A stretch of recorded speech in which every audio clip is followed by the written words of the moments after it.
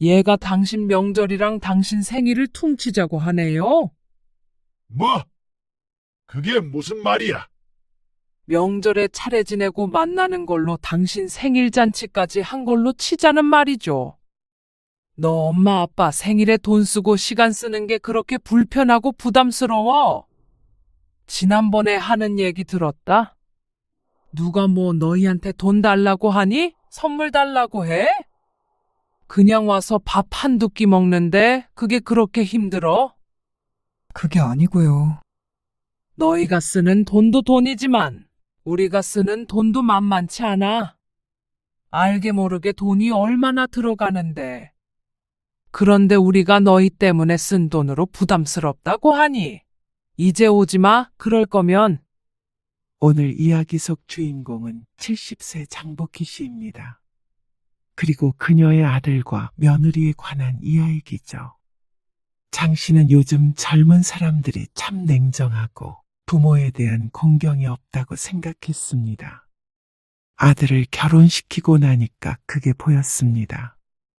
결혼하니까 남이 되는 건 순식간이었죠.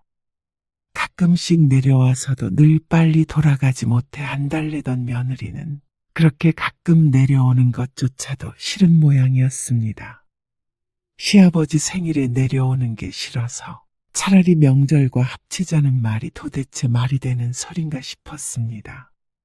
생일과 명절을 합치는 사람이 어디 있나 어이가 없었죠. 부모 자식 사이에 이렇게까지 선을 그으며 사는 게 과연 가족이 맞나 하는 생각도 들었습니다. 생일이라고 생신상을 차리라고 한 것도 아니었고 대단히 큰 선물을 바란 것은 더더욱 아니었습니다. 단지 1년에 한 번밖에 없는 아버지 생일에 가족끼리 모여서 밥 한 끼 하자고 하는 것인데 그게 뭐가 그렇게 힘들었는지 이런 괘씸한 아들과 며느리 차라리 안 보고 살고 싶었습니다. 그러면 누가 후회할지 두고 보자 싶었죠. 장 씨는 아들이 둘 있었습니다. 처음 큰아들이 결혼했을 때는 무척 들떴습니다. 식구를 맡는 일도 기대가 되었고 손주도 볼 생각에 좋았죠. 그런데 아들이 결혼하고 나서 얼마 지나지 않아 그것은 그냥 꿈일 뿐이었다는 걸 알게 되었습니다. 어쩜 이렇게 무뚝뚝한 며느리가 다 있는지 딸이 생긴다고 생각하려고 했는데 어떻게 된 것이 남보다 더 남 같았습니다. 언제쯤 내려오니? 네? 한번 내려오라는 말이야. 결혼한 지 얼마나 됐는데 그렇게 멀지도 않은데 얼굴 보기가 왜 이리 힘들어? 아들이 결혼식을 올린 지 한 달. 한 달 내내 며느리에게선 전화도 없었고 당연히 방문도 없었습니다. 그래서 장 씨가 먼저 연락할 수밖에 없었습니다. 장 씨는 아들 내외와 가까운 사이로 지내고 싶었죠. 상렬 씨랑 상의해 볼게요. 주말에라도 한번 들렀다가 가. 맛있는 거 해줄게. 아버지도 보고 싶다고 그러신다. 네. 어머님, 전화를 끊고 나서 장 씨는 작게 한숨이 나왔습니다. 아무렇지도 않게 통화를 하긴 했지만 며느리가 어쩐지 방문하기를 꺼려하는 것 같아서 마음이 좋지 않았습니다. 결혼 전에도 몇 번 보질 못했고 결혼 후에는 신혼여행에서 돌아온 뒷날 한 번 보고 말았습니다. 그러니까 장 씨가 연락을 먼저 한 것이었습니다. 그리고 얼마 뒤 주말에 아들 부부가 장 씨의 집으로 내려왔습니다. 차 타고 1시간 반 정도 걸리는 거리였습니다. 너희 주려고 고구마 한 박스 더 사놨으니까 갈 때 가지고 가. 아, 예? 고구마요? 그래. 가져다가 먹어. 한 박스까지는 필요 없을 것 같아요. 둘뿐이라서 다 못 먹을 것 같은데. 가지고 가서 쪄먹기도 하고 마탕도 해먹고 밥에도 넣어서 먹고 해. 그래? 요새 젊은이들 다이어트 하면서도 많이 먹는다며? 아버지가 며느리 준다고 장에 가서 사온 거야. 오늘 아침에. 네, 감사히 잘 먹겠습니다. 며느리가 고개를 작게 숙이며 인사했습니다. 남편은 그걸 뿌듯한 표정으로 바라보았죠. 이런 시아버지가 어디 있니? 내가 먹고 싶다고 해도 잘 안 사다 주는데. 네, 감사해요. 며느리 사랑은 시아버지야. 그러니까 자주 와서 맛있는 것도 얻어먹고 해. 네, 장 씨는 며느리가 좀 더 살갑게 굴었으면 싶었습니다. 무슨 말만 해도 네, 아니요. 결혼까지 한마당에 왜 이렇게 대면대면 구는지 몰랐습니다. 아이고, 어깨가 아직도 결리네. 아직도요? 낮에는 괜찮다고 그러더니. 괜찮았는데, 아이고. 남편이 어깨를 주무르려고 손을 이리저리 뒤로 올리자 아들이 나섰습니다. 아버지, 조금 주물러 드려요? 그 말을 듣고 장 씨가 말했습니다. 아니, 상렬이 너 말고. 지영이가 좀 아버지 어깨 좀 주물러드려. 네, 며느리가 시아버지 어깨 주물러드리면 보기 좋지. 장 씨가 미소 지으며 말하자 며느리가 어색한 표정을 지으면서 아들을 바라보았습니다. 아들도 그런 며느리의 눈치를 보면서 장 씨에게 말했습니다. 제가 주물러 드릴게요. 그러면서 남편의 어깨를 주무르기 시작했습니다. 남편은 어깨가 아파 별 신경 쓰지 않는 눈치였습니다. 하지만 장 씨는 속으로 조금 언짢았죠. 며느리는 자기가 하겠다는 소리 없이 앉아 있었습니다. 어깨 마사지 기계 사드려야겠네. 그러면 좋지. 원래 며느리는 결혼하면 친정아버지보다 시아버지랑 더 가깝게 지내야 하는 법이야. 에이, 요즘에 그런 게 어디 있어요. 아들의 대꾸에 장 씨가 눈을 흘겼습니다. 결혼했으면 우리를 엄마 아빠라고 생각하라는 말이지. 우리도 지영이를 딸처럼 생각하니까. 하지만 그건 장 씨만의 바람이었죠. 주말에 올 거지? 네? 이번 주말에요? 그래. 다음 주 월요일이 아버지 생신이잖아. 평일엔 오기 힘드니까 주말에 와야지. 토요일에 와. 장 씨가 남편의 생일을 앞두고 아들에게 전화를 했습니다. 아들네가 결혼하고 첫 생일이었는데 당연히 오겠다고 할 줄 알았던 아들의 반응이 이상했습니다. 이번 주에도 또 가라고요? 그러면 안 와? 황당함에 대꾸를 했더니 아들이 변명조로 대답했습니다. 아니, 그저께 명절에 갔다 와서 생신에는 전화만 드리려고 했어요. 그러면 아버지 서운하시지. 아무리 명절에 왔다 갔다고 하지만 첫 생일을 그렇게 지나가 버리면 남편이 섭섭할 게 뻔했습니다. 장 씨라도 그럴 것 같았습니다. 일주일 간격이라. 남편의 생일이 설이랑 가까운 것은 사실이었습니다. 거리가 오가기 힘들 정도로 멀다면 장 씨도 당연히 굳이 오란 소리를 하지 않겠지만 그렇지 않으니까 당연히 아들 내외가 와야 된다고 생각했죠. 왜? 오기 힘들 것 같아? 아니에요. 갈게요. 전화를 끊고 하도 찜찜해서 장 씨가 남편에게 물었습니다. 장 씨가 아들네에게 너무 한 건가 싶어서 말이죠. 여보, 당신 생일에 애들 오는 게 맞죠? 그러자 남편이 황당하다는 듯이 대꾸했습니다. 당연히 오겠지. 맞고 틀리고가 어딨어? 왜? 오지 말라고 그러게? 아니요. 혹시나 해서요. 설이랑 며칠 차이가 안 나니까. 며느리도 생긴 마당에 가족끼리 화합도 할 겸 모이는 게 당연히 좋다고 생각했습니다. 그러지 않으면 사실상 만날 수 있는 날이 1년에 몇 번 되지 않았습니다. 명절 2번에 제사 1번, 그리고 장씨 부부의 생일, 어버이날이 전부였습니다. 6번인데 이 중에서 한 번이라도 빠지면 2달에 한 번꼴로도 못 보는 것이었죠. 그게 가족인가 싶었습니다. 며칠 전 자식들이 다 와서 하룻밤 자고 갔지만 그렇다고 그게 생일에 오지 않을 이유가 되진 않았습니다. 상훈이 너도 올 거지? 아버지 생신에요? 가야죠. 회사 근처에서 혼자 살고 있는 작은 아들은 당연히 오겠다고 했습니다. 마찬가지로 며칠 전에 왔다 갔는데도 불구하고 말이죠.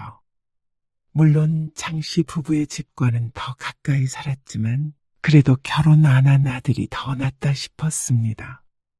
며느리의 입김인지 뭔지 큰아들의 말투가 영 시원찮았기 때문이었죠. 뭐 필요한 거 있으세요? 가는 길에 사갈게요. 토요일 아침 큰아들에게서 전화가 왔습니다. 사올 건 없고, 잡채 할 거니까 당면 사오고, 네. 당면이면 돼요? 시금치도 없는 것 같네. 소고기랑, 그리고 소주도 사와. 소주요. 생신인데 한잔 하시겠지? 아, 네. 알겠어요. 넉넉하게 사와. 남편은 점심 약속이 있다며 잠시 외출했고 장씨는 혼자 집에 있었습니다. 작은 아들은 저녁 시간에 맞춰서 도착한다고 하니까 장씨 혼자 쉬고 있었죠. 큰아들네가 생각보다 일찍 왔습니다. 오후 2시쯤 왔는데 양손에는 비닐봉지가 한가득이었습니다. 뭘 이렇게 많이 사왔어? 사오라고 하는 것만 사오지? 과일도 좀 사왔어요. 내용물을 꺼내보니까 소고기도 부위별로 사왔고 과일도 3종류였습니다. 돈을 꽤나 썼을 것 같았습니다. 남편도 잠시 뒤에 집에 도착했고 작은 아들까지 오니까 그래도 집안이 꽉 찼습니다. 여기에다가 손주들까지 있으면 금상첨화일 것 같았죠. 음식 준비하자. 네. 어머님, 장씨는 이야기를 나누는 남자들을 뒤로하고 며느리를 불러 부엌으로 들어왔습니다. 아버지 생신엔 음식 많이는 안 할 거야. 명절에 남은 음식들이 많아가지고. 그것들 데워서 먹어야 돼. 네. 미역국은 아침에 먹은 거 있거든. 그거 다시 데워서 먹고. 갈비찜이랑 잡채랑 아버지 좋아하시는 홍어무침 이렇게 할 거거든. 재료 손질 좀 해. 네. 며느리는 요리를 많이 안 해본 것인지 뭐든 서툴렀습니다. 결혼 전에 부모님과 함께 살았다더니 칼질도 많이 안 해본 티가 났죠. 요즘 사람들이 다 그렇겠거니 생각해서 타박할 마음은 들지 않았습니다. 서툰 것이 앞으로 배워나가면 될 문제였으니까 말이죠. 이렇게 종종 내려와서 같이 밥 준비도 하고 그러면 좋지. 음식도 배우고. 상렬이 걔가 입맛이 은근히 까다로워서 미원친 것도 잘 안 먹거든. 내가 올 때마다 요리 몇 가지 알려줄게. 아, 네. 밥 잘 챙겨 먹어야 해. 맞벌이 하느라 힘든 건 알지만 다른 건 몰라도 밥은 꼭 제때에 먹고. 네. 그렇게 할게요. 추석 음식이 너무 많이 남아서 버려야 하나 고민했거든. 너희 오니까 잘 됐다. 오늘 내일 먹고 가면 되겠어. 전도 냉동해 놨거든. 아, 내일이요? 그래. 자고 가야지. 기왕 이렇게 된 거 잘 됐다 싶었습니다. 며느리까지 있으니 명절 음식을 넉넉하게 했는데 바로 남편의 생일이니까 끝까지 다 먹어치울 수 있으니까 말이죠.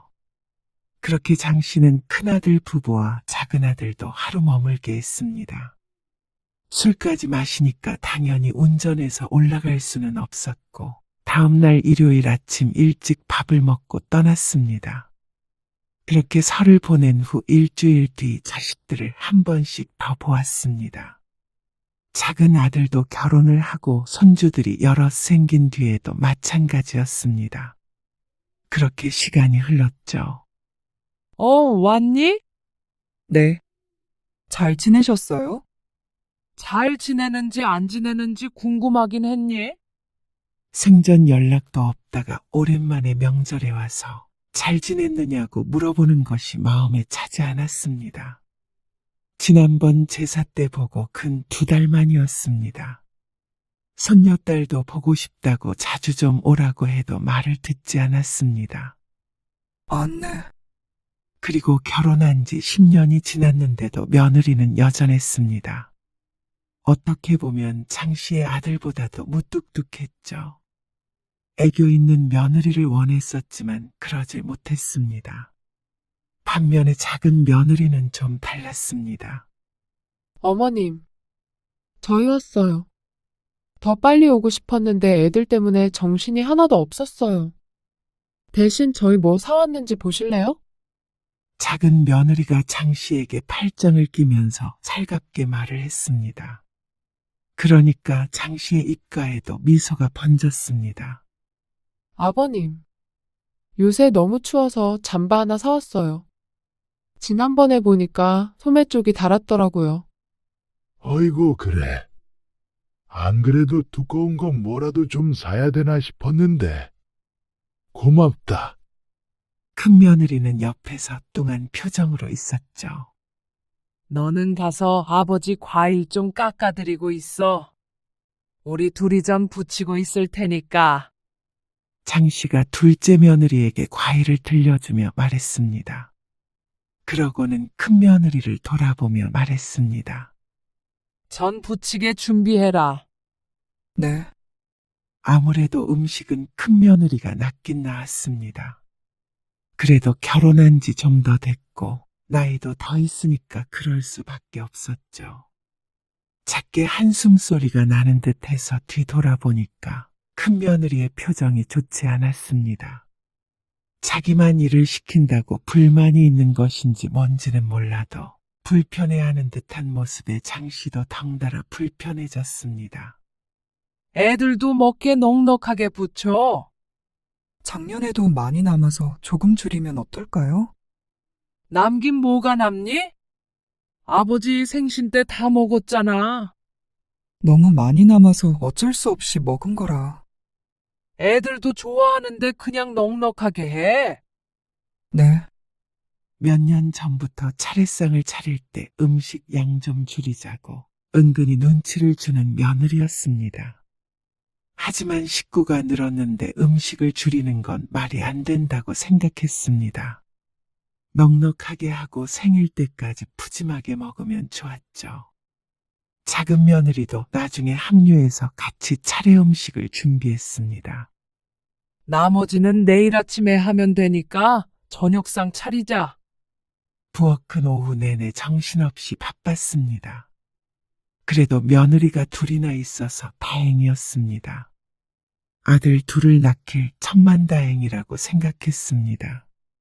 딸 둘이었다면 늘 장씨 혼자 이 많은 음식을 준비해야 했으니 말이죠. 다 같이 둘러앉아 먹는 저녁을 준비하는 것도 일이었습니다. 큰아들네 아이 하나와 작은아들네 둘까지 합치면 총 9명이었습니다. 북적거릴만 했죠.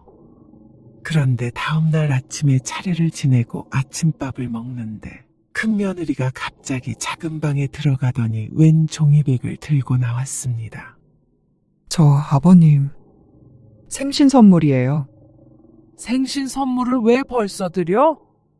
아직 일주일 남은 생일인데 벌써부터 생일 선물을 왜 가져왔나 싶었습니다.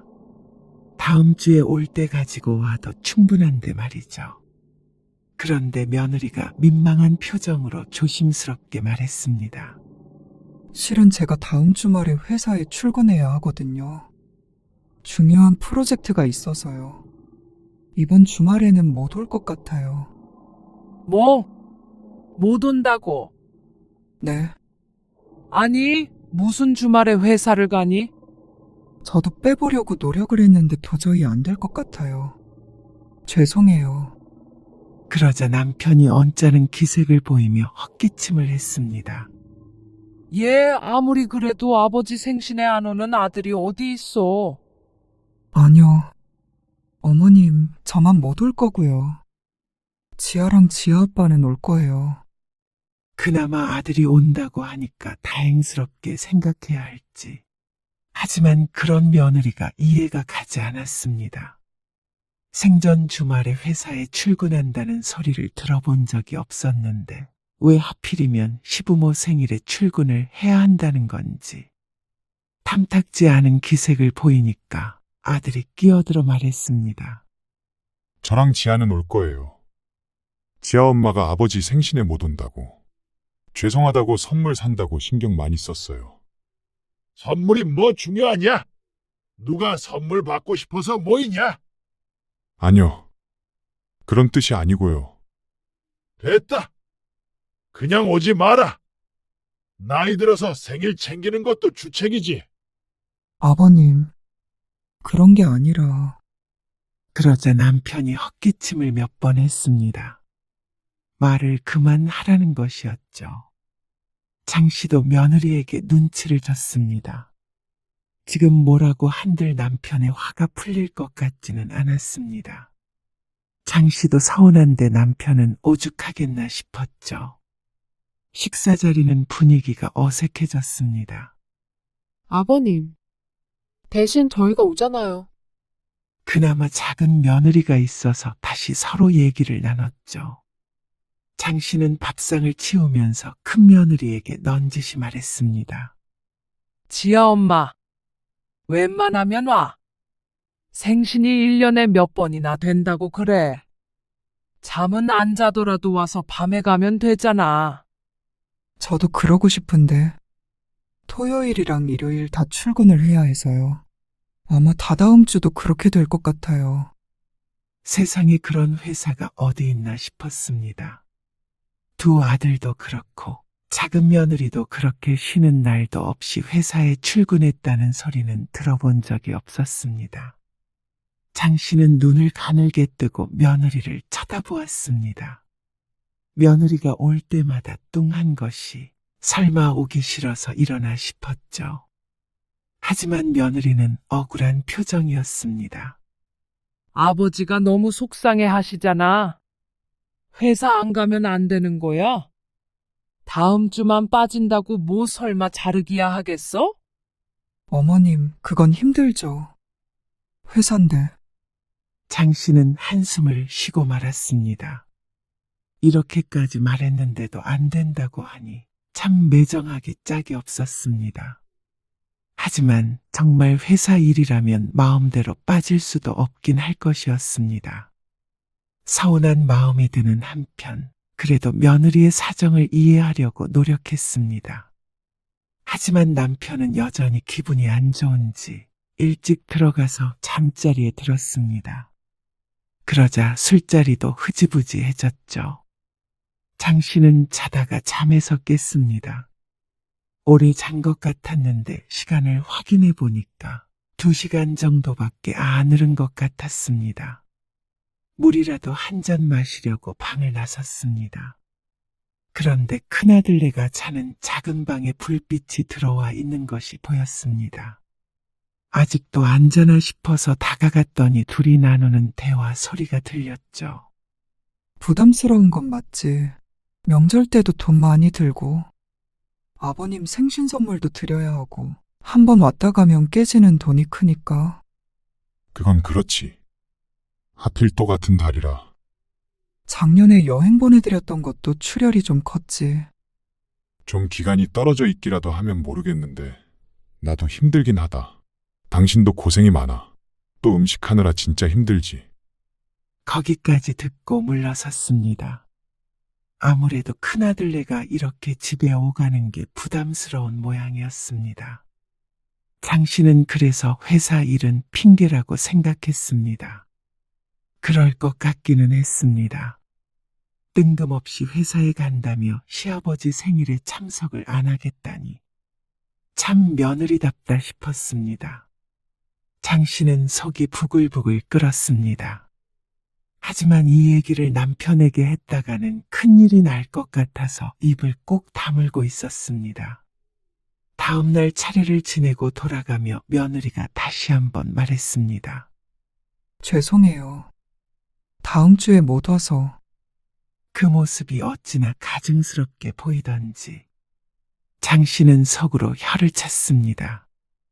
간밤에 그 얘기를 못 들었다면 그래도 사정이 있으니까 어쩔 수 없겠구나 했을 텐데 이제는 그렇게 생각할 수 없었습니다.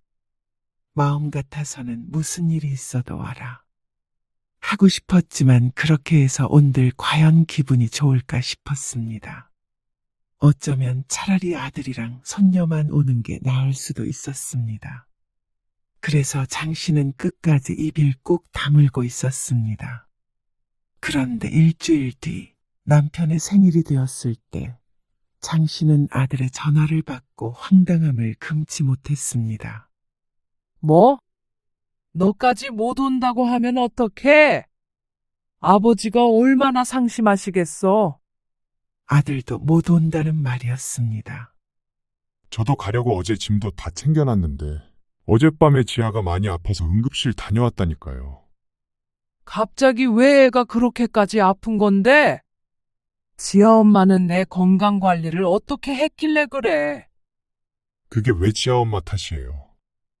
애가 아픈데 지아 엄마는 애 아픈데도 출근해야 해서 지금 속이 말이 아니에요. 혹시나 전화해서 뭐라고 하지 마세요.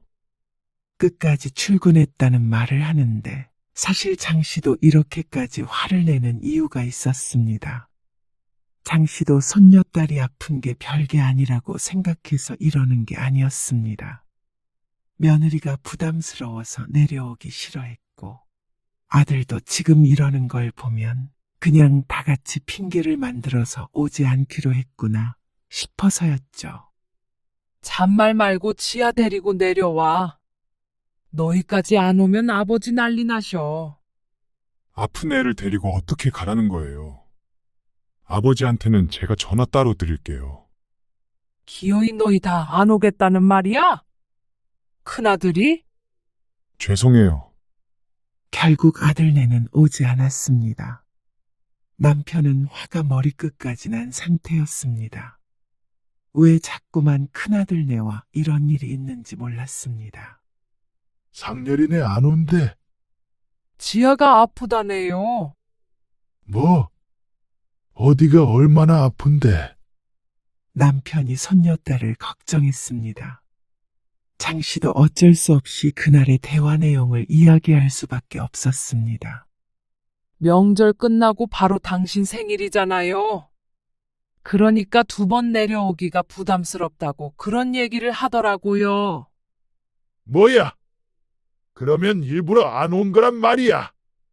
그러니까 회사 핑계, 지아 핑계 대는 거 아닌가? 생각이 드는 거죠.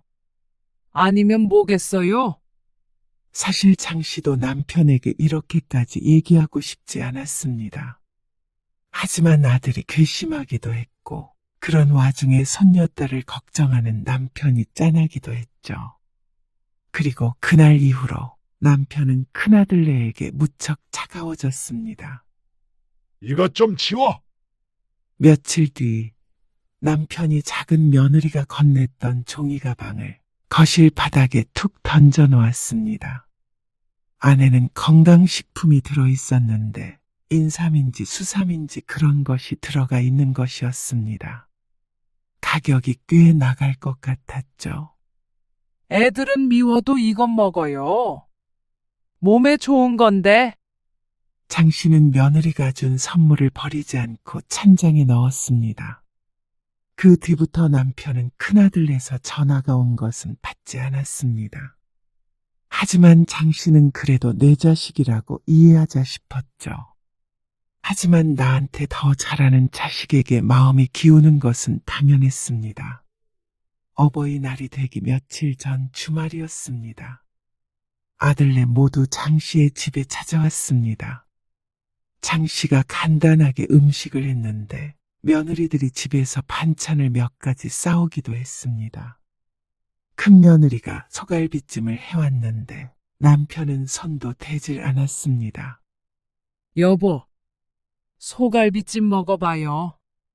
아, 질겨서 싫어. 그러자 며느리는 시무룩한 표정을 지었죠. 그런데 남편은 작은 며느리가 싸운 불고기를 집어먹고는 말했습니다. 이거는 부드럽네. 재준이랑 재민이도 이거 먹어봐.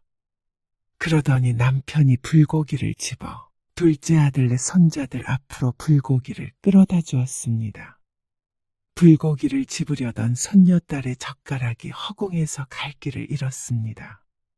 아버지, 지아도 불고기 먹어요. 큰아들이 말하자 남편이 콧방귀를 뀌었습니다.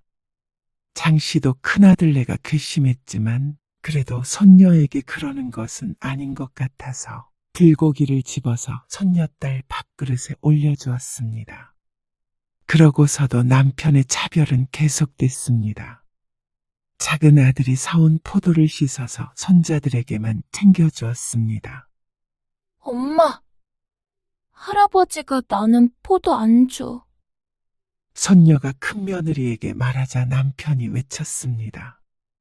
안 주긴 뭘 안 줘? 지가 와서 먹어야지. 며느리가 입술을 꼭 깨물었습니다. 그런 며느리 곁에 가서 장씨가 말했습니다. 재준이랑 재민이가 어리니까 챙기신 거야. 너무 서운하게 생각 마라. 네, 하지만 며느리의 얼굴엔 수심이 가득했습니다. 장씨가 넌지시 얘기했습니다. 지난번에 아버지 생신에 안 왔잖냐? 그것 때문에 조금 서운하신 모양이야.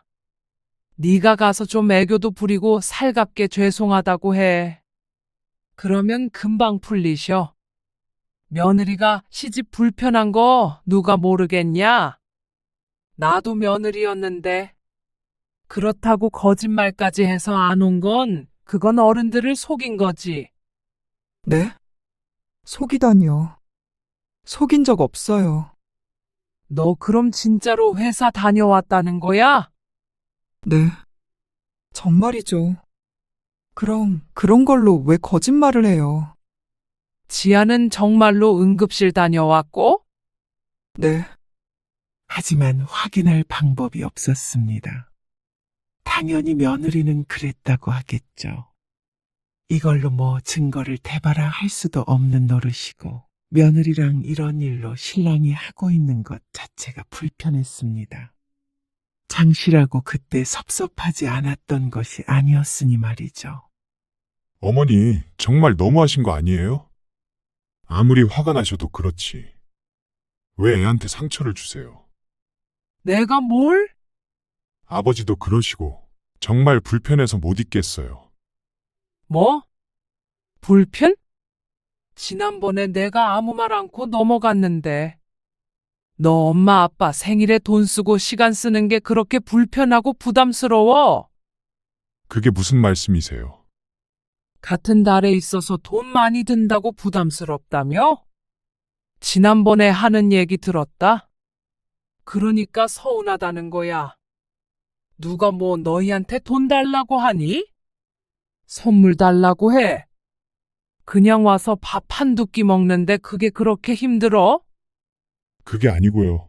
한 번 오면 그래도 어떻게 빈손으로 와요.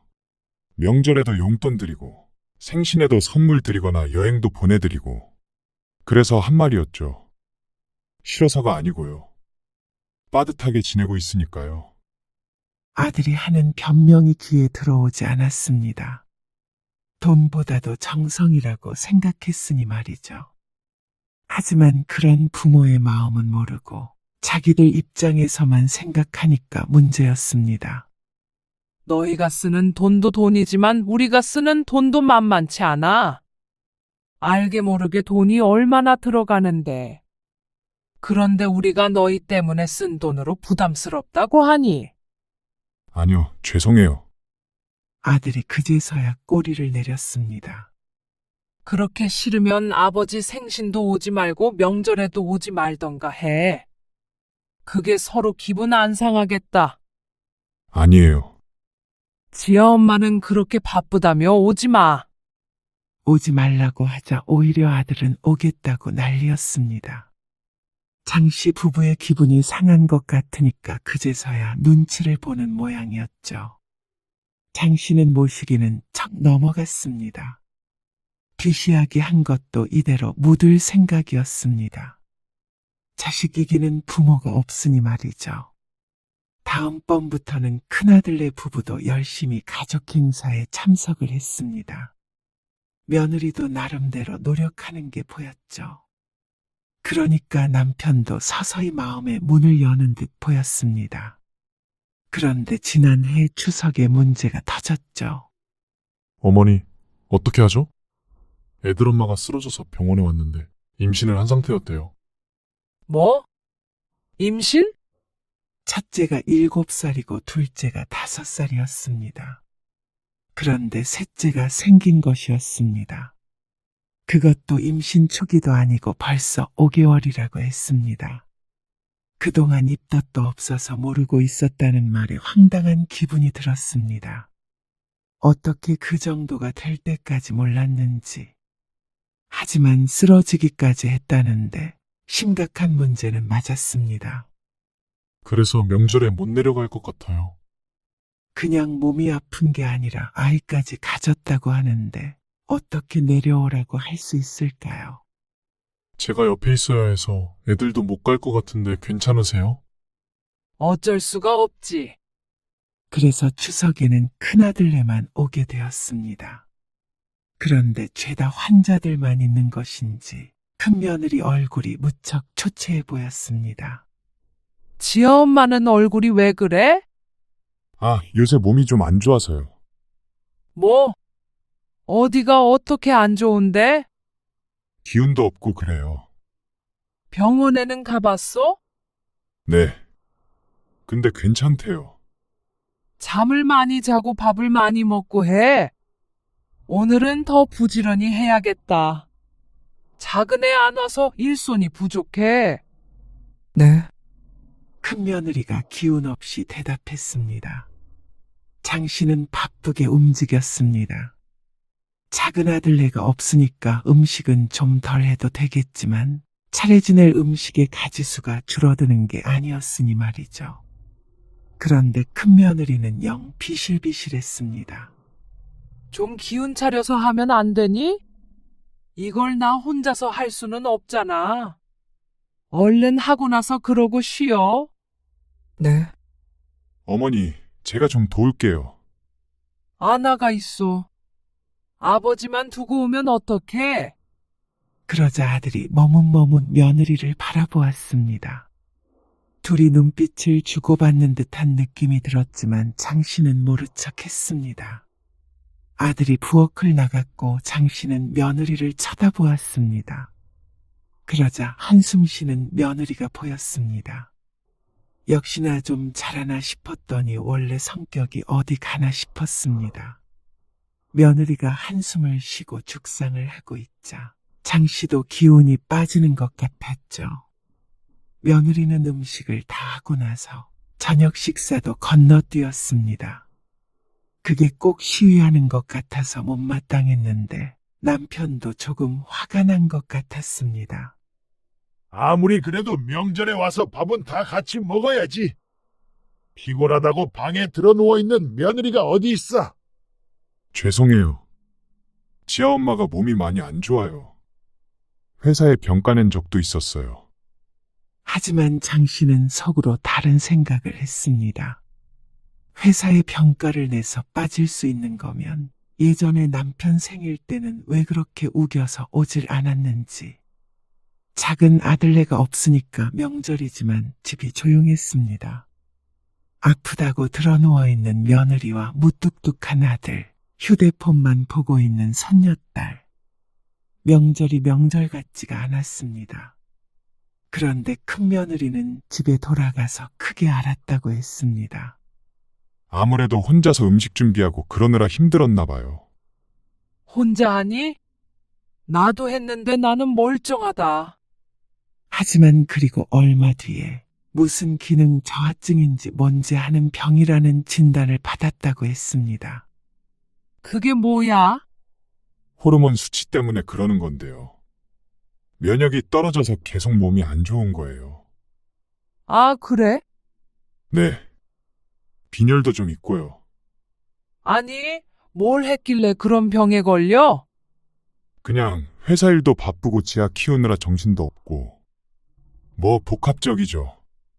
하지만 수술을 해야 하거나 고칠 수 없는 그런 불치병이 아니라길래 장 씨의 걱정은 짧았습니다.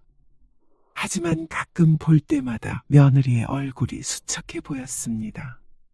무슨 수치는 조금 회복이 되었다고 하는데 여전히 몸이 안 좋아 보였죠. 그리고 설이 다가왔습니다.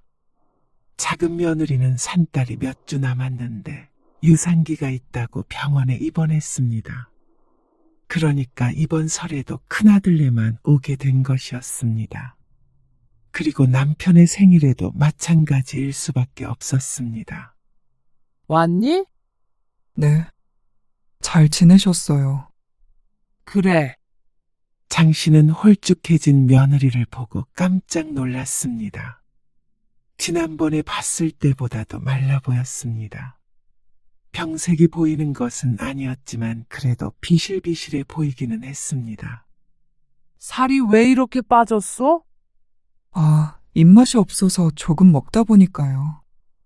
밥 잘 먹으라고 했잖아. 장 씨는 혀를 찼습니다.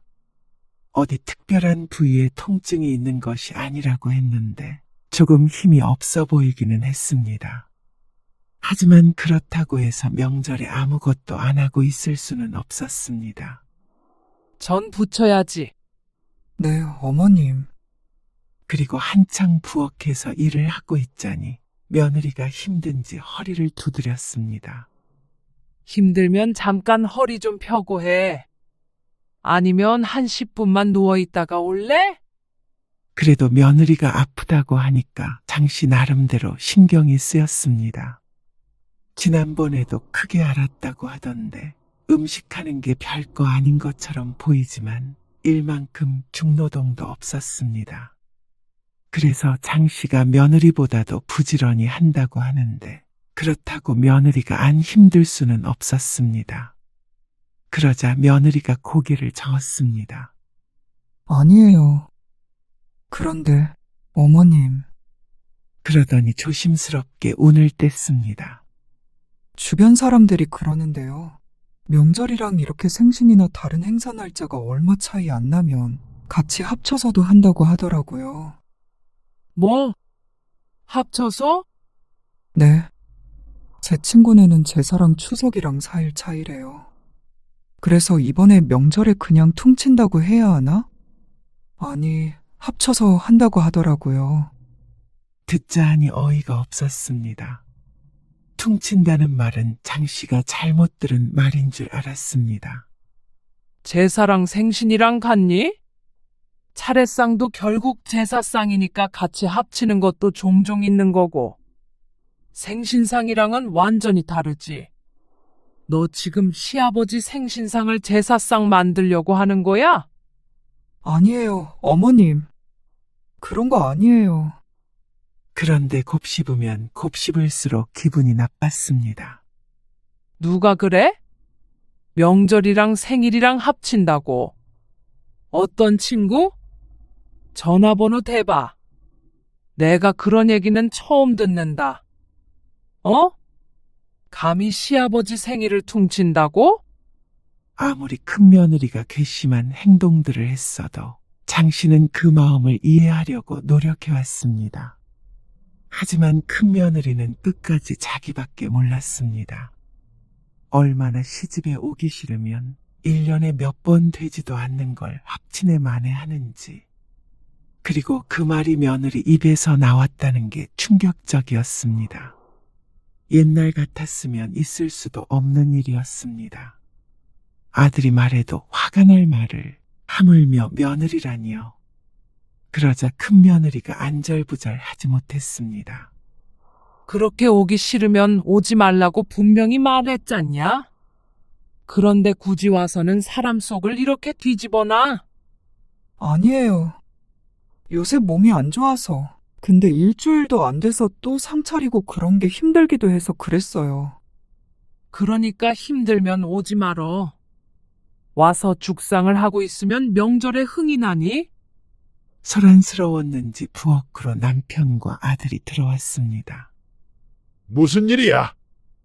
얘가 당신 명절이랑 당신 생일을 퉁치자고 하네요. 뭐? 그게 무슨 말이야? 명절에 차례 지내고 만나는 걸로 당신 생일 잔치까지 한 걸로 치자는 말이죠. 뭐? 아, 오기 싫으면 오지 마. 뭐 이런 며느리가 다 있어. 남편도 장 씨와 똑같은 반응이었습니다. 아, 아버지. 그게 아니고 제가 낸 아이디어였어요. 뭐야?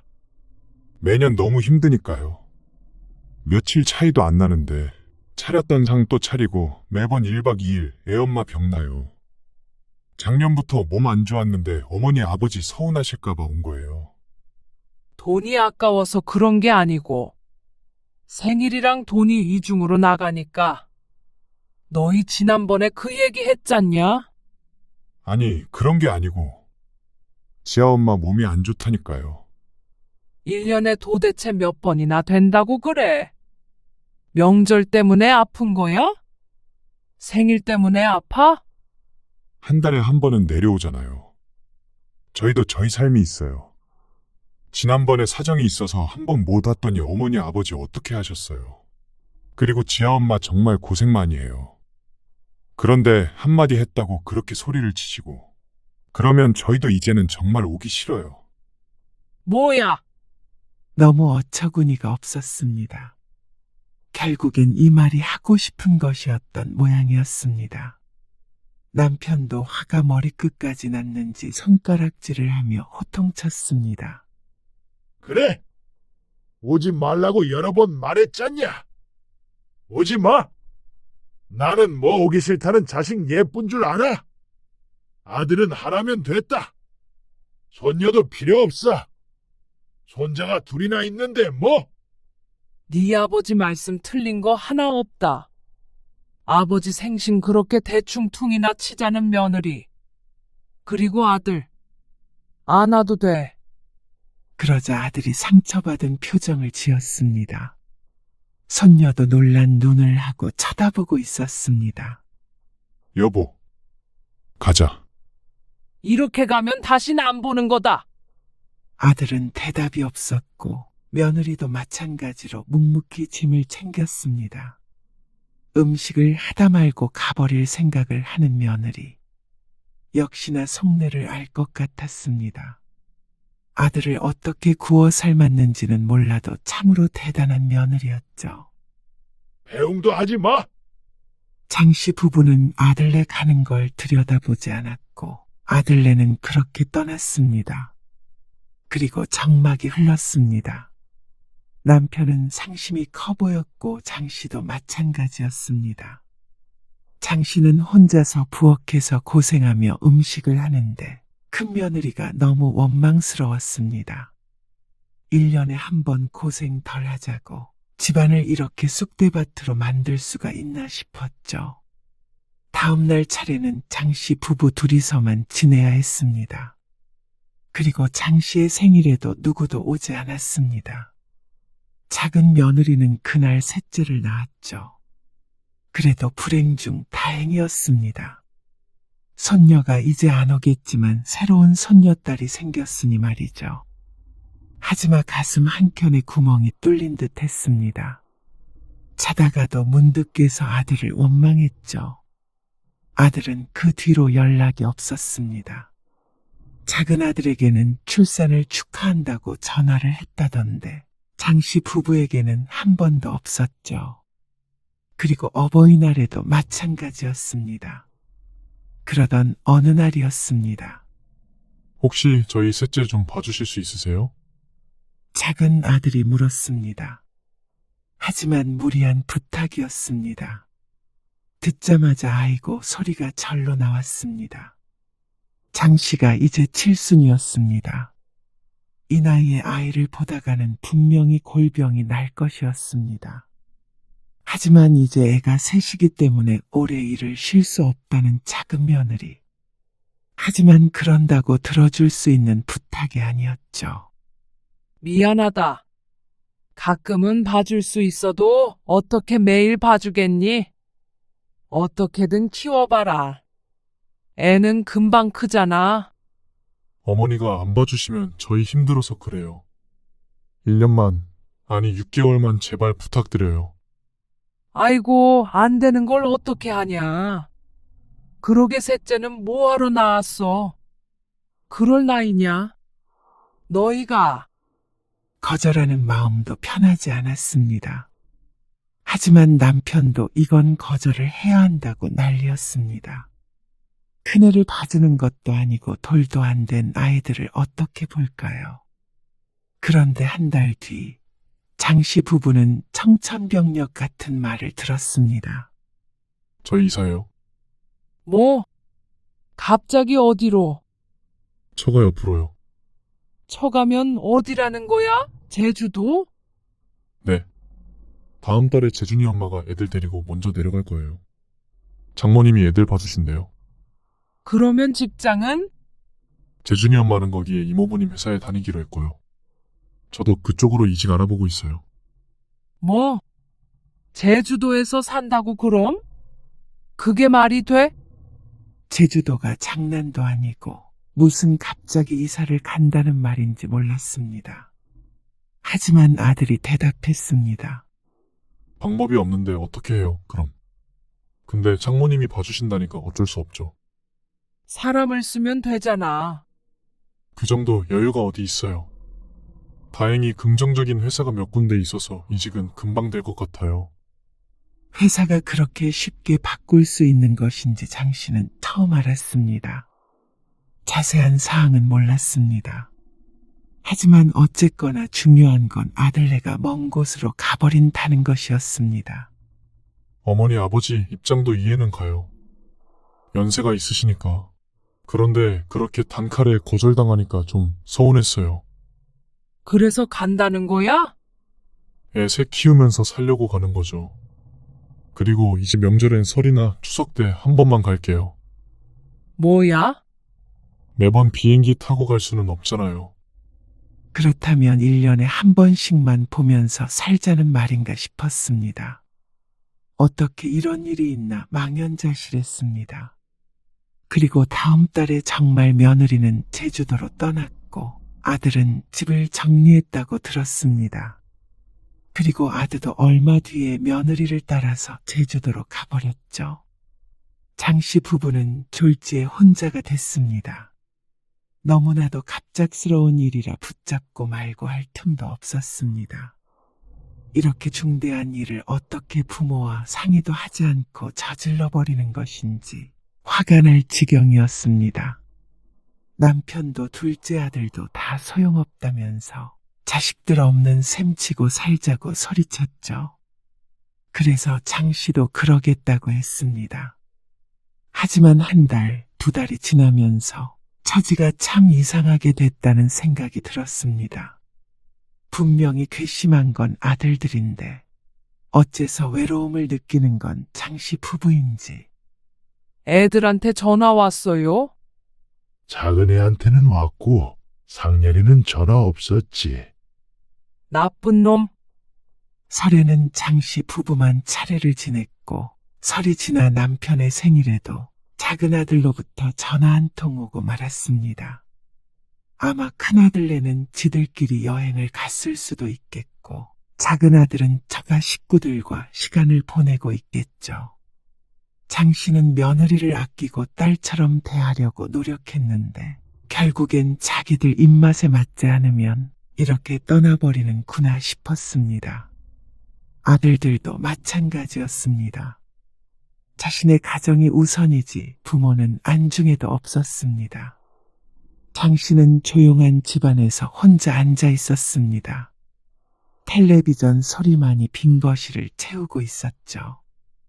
요즘 젊은 것들은 정말 버릇이 없어. 부모가 뭔지도 모르고. 남편도 고개를 끄덕였습니다. 두 사람은 여전히 자신들이 옳다고 생각했죠. 명절과 생일을 합치자는 것이 말이나 되는 소리인지, 부모 생신도 제대로 챙기지 못하는 자식들이 뭐가 그리 바쁜지. 그런데 이상하게도 집은 너무 조용했습니다. 손자들 소리가 들리지 않는 명절은 썰렁하기 그지없었죠. 이웃집에서는 자식들이 와서 북적거리는 소리가 들려왔습니다. 차라리 자식을 안 낳았어야 했나. 장 씨가 한숨을 쉬었습니다. 자식들이 잘못했는데 왜 자신들이 이렇게 쓸쓸해야 하는지. 분명 며느리들이 문제였고 아들들이 철이 없어서 그런 건데. 내가 뭘 잘못했다고. 부모 생일 챙기는 게 그렇게 힘든 일인가? 장 씨는 끝까지 자신의 잘못을 인정하지 않았습니다. 하지만 텅 빈 집안의 적막함은 견디기 힘들었죠. 이렇게 외롭게 늙어가리라곤 생각도 못했습니다. 자식 둘을 키워놨는데 결국 남은 건 서운함과 후회뿐이었습니다.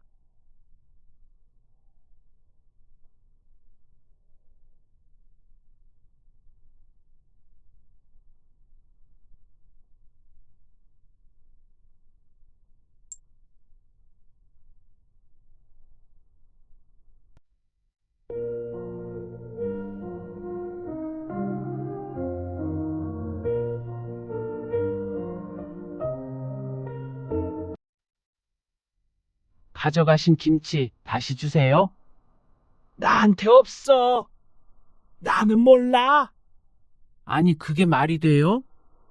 나한테 없다니까 그러네. 어머니가 가져가셨는데 어떻게 몰라요?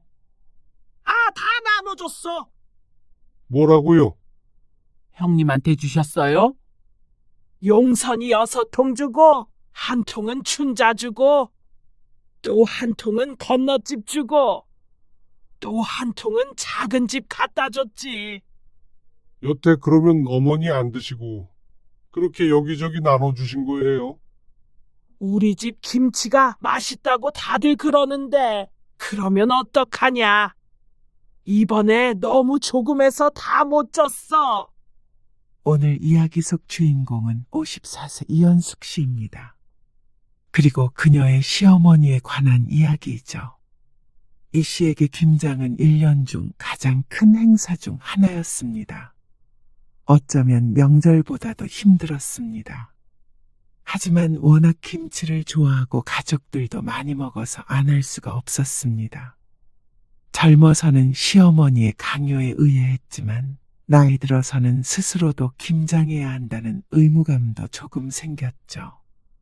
나이 들어 김장을 못하겠다는 시어머니의 김치까지 대신해서 담가줘왔는데 혼자 사는 노인이 무슨 김치 욕심이 저렇게 많을까 생각만 해왔습니다.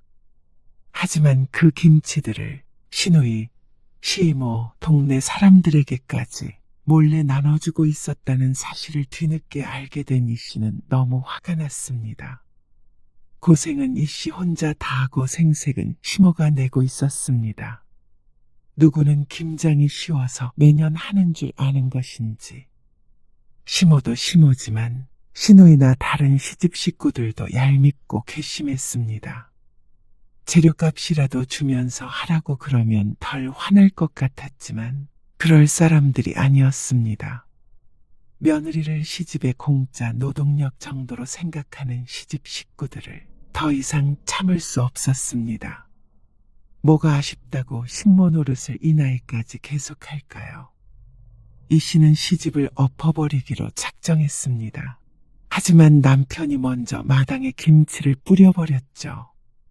이 씨는 남편과 28년 전에 결혼했습니다. 그리고 딸 하나, 아들 하나를 낳고 살았습니다. 남편과의 사이는 좋은 편이었습니다. 크게 싸운 것도 28년간 손에 꼽았습니다. 그런데 그때마다 원인은 시집이었습니다. 시어머니 때문이었죠. 결혼식이 끝나고 첫가을이었습니다. 추석 뒤에 결혼식을 올렸기 때문에 사실상 첫 번째 시집 행사나 마찬가지였습니다. 어리면 어리다고 할 수 있었던 이 씨는 시어머니로부터 전화를 받았습니다. 이번 주말에 김장하러 와라. 일찍 와야 한다. 거절이라는 선택지는 애초에 존재하지 않았습니다. 시집은 이 씨의 집에서 1시간 정도 떨어져 있었습니다. 멀지 않은 곳이라 일찍 하는 건 어렵지 않았습니다. 하지만 가서 겪었던 중노동이 이 씨를 알아눕게 했습니다. 김치를 먹는 것만 해봤지 직접 김장을 해본 건 처음이었는데 이럴 거면 차라리 김치를 안 먹고 마는 게 낫겠다는 생각까지 했습니다. 남편도 돕고 했는데도 나중엔 허리를 펴는 것조차 쉽지 않았습니다. 그리고 저녁쯤 되자 시누이가 검정 봉지를 들고 찾아왔습니다. 고기 사왔어요. 김치엔 고기를 먹어야지. 잘 사왔네. 시어머니와 같은 동네에 사는 시누이였는데 어디서 뭘 하다가 온 건지 몰랐습니다. 고기 몇 근 사오고 어찌나 생색을 내던지 불만이 있었지만 표를 내진 못했죠. 김치 3통 가져가라. 잘 먹겠습니다. 남편도 지쳐 보였습니다. 김장김치에 수육을 먹고 밥도 먹고 하니까 이미 늦은 시간이었습니다. 재료값 장난 아니게 들었어. 그럴 것 같아요. 몇 포기인지 세어보지는 않았지만 식구들이 다 먹고도 넉넉할 정도였습니다. 그래서 고개를 끄덕였더니 옆에서 김치를 챙기던 시누이가 얌체 같은 목소리로 끼어들었습니다. 올케는 눈치가 없네. 네? 김치를 그렇게 많이 챙겨가면 재료비라도 좀 보태야지. 당황해서 남편을 쳐다보니까 남편도 거기까지는 생각하지 못한 것 같았습니다. 이 씨는 부랴부랴 가방을 찾았는데 도대체 얼마나 줘야 할지 알 수가 없었습니다. 지갑에는 10,000원짜리 몇 개가 있었는데 몇 장 되지 않았습니다. 이 정도로는 안 될 것 같기는 해서 고민하는데 시어머니가 말했습니다. 나중에 통장으로 넣어줘. 네. 나중에 남편에게 얼마 보내면 좋을지 상의해야겠다 싶어서 안심했습니다. 그래서 일단 김치를 3통 들고 집에 돌아왔습니다. 10만 원 정도 보내면 되지 않을까? 남편의 말에 이 씨는 눈을 크게 떴습니다. 김치 3통을 가져오는데 10만 원이라니요. 게다가 하루 종일 노동한 것도 있는데 10만 원은 과하다고 생각했습니다. 당시 김치 시세는 잘 모르긴 해도 사 먹어도 그보다는 덜 들 게 분명했죠. 그래도 종일 고생하셨는데 5만 원은 좀 그렇지 않아? 고생은 같이 했는데 그러면 형님도 그 돈 내시는 거야? 나중에 나타나서 김장을 하는 척만 하고 실컷 놀다간 시누이가 떠오를 수밖에 없었습니다. 그러자 남편이 대답했습니다. 누나는 고기 사왔으니까. 고기를 아무리 많이 사왔어도 10만 원어치가 될 리가 없었습니다. 일도 안 했고 말이죠. 억울하긴 했지만 계속해서 따지진 못했습니다. 그랬다가는 시집 식구들 험담하는 꼴밖에 되지 않을 것 같았습니다. 이번 일로 남편이랑 싸우고 싶지는 않았습니다. 그런데 다음날 남편이 시어머니와 통화한 뒤로는 오히려 남편이 화가 났습니다. 어머니가 20만 원을 보내라고 그러시네. 뭐라고? 20만 원? 그것이야말로 어처구니가 없는 금액이었습니다. 김치통 3개에 20만 원이라니. 그때 20만 원이었으면 김치에 금을 뿌려야 할 것 같았습니다. 어제 이 씨 부부가 가져온 것은 김치가 아니라 금치였습니다. 황당해서 말이 안 나왔는데 그건 남편도 마찬가지인 것 같았습니다. 재료비가 아무리 비싸봤자잖아. 가져간 사람이 여럿인데 어떻게 우리가 20만 원씩이나 내? 이상한데. 둘이 가서 일했는데 말이야. 그래도 남편도 이상하다고 생각해서 다행이었습니다. 아무 생각 없이 20만 원을 보내버렸다면 우라통이 터졌을지도 몰랐습니다. 이럴 줄 알았으면 가지 않았죠. 그러면 어떡해? 어머님이 보내라고 그러셨다면서. 10만 원만 보내자. 어제까지는 10만 원은 과하다고 생각했는데 이제는 10만 원이 적어 보였습니다. 하지만 결론적으로 말하자면 이 씨 부부는 20만 원을 보내야 했습니다. 남편이 전화를 걸었다가 욕을 한 바가지 먹었고 가져간 김치도 도로 가져오라면서 시어머니가 호통을 치자 이 씨 부부가 결국 지고 말았죠. 성질머리 같아서는 김치도 도로 갖다 주고 이제부터 김장에 안 가겠습니다. 하고 싶었지만 그러지 못한 남편도 이해는 갔습니다. 그랬다가는 이제부터 연을 끊고 살자고 하는 것이나 마찬가지였습니다. 이제 막 결혼한 신혼부부가 부모와 척을 지고 산다는 게 당시로서는 크나큰 불효였죠. 그냥 20만 원 드리자. 남편은 미안한 표정을 지었습니다. 하지만 1년 내내 먹는 김치, 좋은 재료로 맛있게 만든 걸 조금 비싸게 샀다고 생각하자 싶었습니다. 매달 나가는 돈도 아니고 그렇게 받아야 시어머니가 납득을 하겠다는데 어쩔 수 없다고 생각했죠. 그렇게 매년 시집에 가서 김장을 했고 그때마다 종일 일도 하고 상당한 돈도 내고 돌아왔습니다. 김치는 3통을 가져올 때도 있고 2통을 가져올 때도 있고 부족하면 더 가져다 먹을 때도 있었습니다. 그리고 재료값을 내는 것은 물가가 올라감에 따라 조금씩 올랐죠. 그래서 나중에는 50만 원 정도를 드리기도 했습니다. 참 못할 짓이다 싶었습니다. 사먹는 것보다 늘 많은 돈을 재료비로 냈죠. 그래도 그것까지는 용돈이라고 생각하고 드리면 그렇게 아깝지는 않았습니다. 김장 때마다 육체적으로 그리고 정신적으로 힘든 게 더 컸습니다. 시어머니는 나이가 들수록 김장에서 손을 뗐습니다. 점점 이 씨가 도맡아서 하게 되었습니다. 그러다 보니까 김장 때마다 남편과의 불화도 있었습니다. 없을 수가 없었죠. 김장 양 좀 줄이자고 하는 말을 왜 못해? 매년 다 드신다는데 어떻게 줄여? 정말 며느리가 아니라 식모가 된 것 같아. 무슨 말을 또 그렇게 하냐. 나도 많이 돕잖아. 돕는 게 아니라 차라리 그냥 각자 집에서 먹을 만큼만 하면 안 돼? 김장을 따로 하자고? 그래. 우리도 우리 먹을 것만 하면 힘들지도 않을 것 같아. 어머님 댁에서 하면 골병 들어 죽겠어. 당신도 힘들다면서. 아, 힘든데. 어머니가 명절보다 김장을 더 중요하게 생각하시는 거 당신도 알잖아. 나는 김장에 참여 안 한다고 그래. 어떻게 그러냐고 도대체. 싸우자는 소리잖아.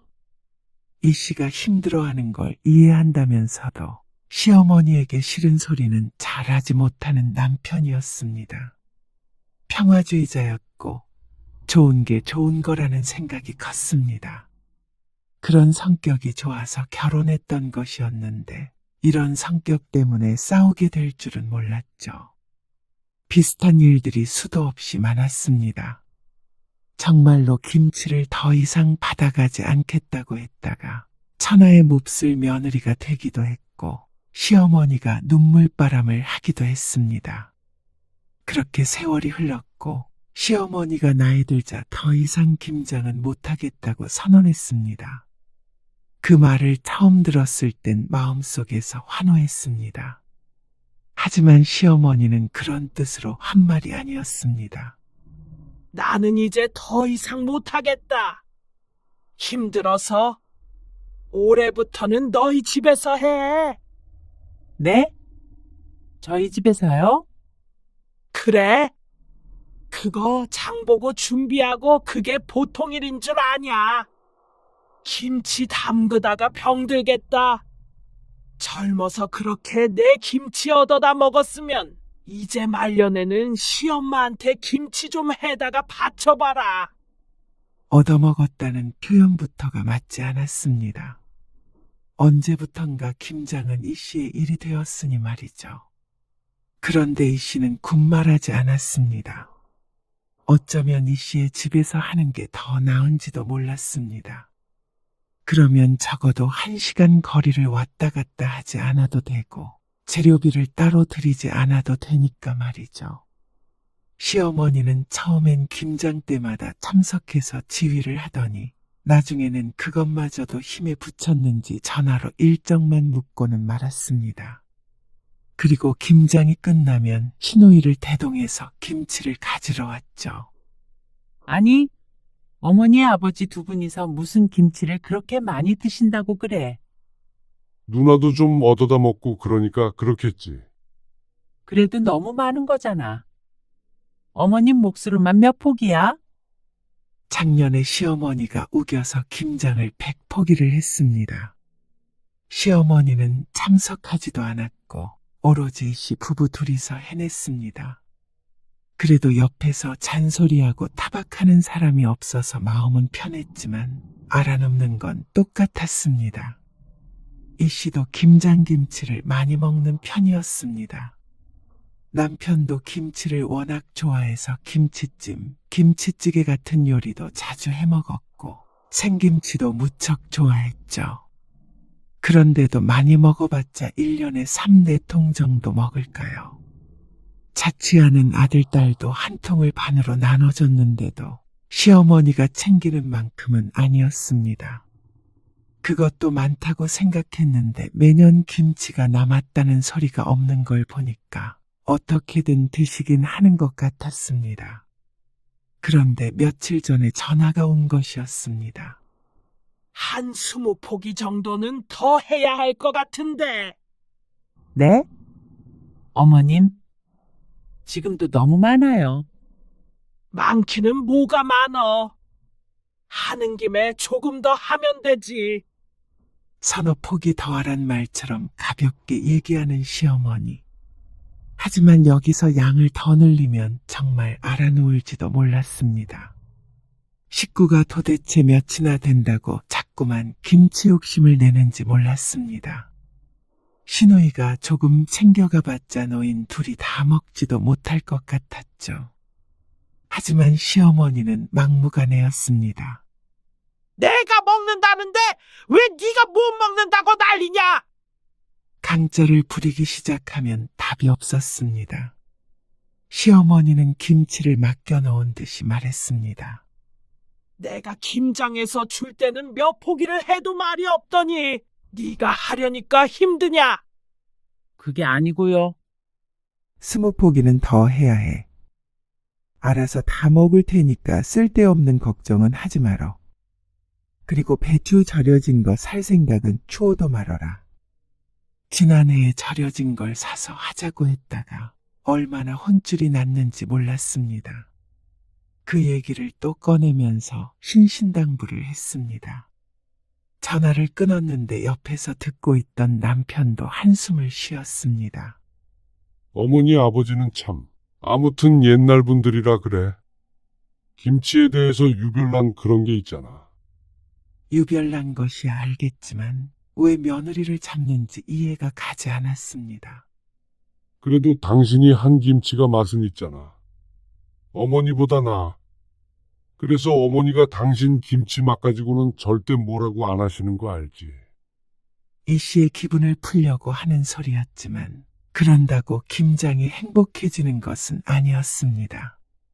차라리 음식 솜씨라도 없으면 모르겠는데 이 씨는 김치를 시어머니에게 배우긴 했지만 지금 이 씨 혼자 김장하는 게 훨씬 맛있긴 했습니다. 주변에서 맛본 사람들마다 서로 사가겠다고 할 정도였습니다. 하지만 그럴 거면 김장 공장을 차리지 힘들게 남 먹을 것까지 하고 싶지는 않아서 판 적은 없었죠. 이 씨는 김장을 앞두고 새로 배추를 20포기나 다시 사야 했습니다. 배추값이 비싸서 그것만 해도 지출이 컸는데 이러다가는 김장으로 생활비가 거덜날 것 같았습니다. 이 씨도 김치를 좋아해서 시어머니가 시키지 않아도 김장을 할 테지만 아마 시어머니가 돌아가신다면 지금 하는 것에 반해 반도 안 할 것 같았습니다. 한창 김장을 하고 있는데 시어머니에게서 전화가 왔습니다. 작년 김치는 젓갈이 너무 조금 들어갔더라고. 조금 더 넣어. 그리고 김치소를 좀 듬뿍 해. 아끼지 말고. 네. 어머님, 아이고, 내가 다리만 괜찮아도 가보는 건데. 시어머니가 온다고 도움이 되지 않았습니다. 오히려 여기에 스트레스까지 더해지니 안 오는 편이 이 씨에게는 나았습니다. 김치통 넉넉하게 있지? 지난주에 남편이 내려가서 잔뜩 가지고 왔습니다. 덕분에 작은 방엔 김치통이 한가득이었죠. 네. 넉넉히 있어요. 배추 잘 절여야 해. 안 그러면 물 나오고 맛도 없고 다 망치는 거야. 네. 잘 알게요. 내일 용선이가 김치 가지러 갈 거야. 이재희 씨도 김장의 도사가 되었습니다.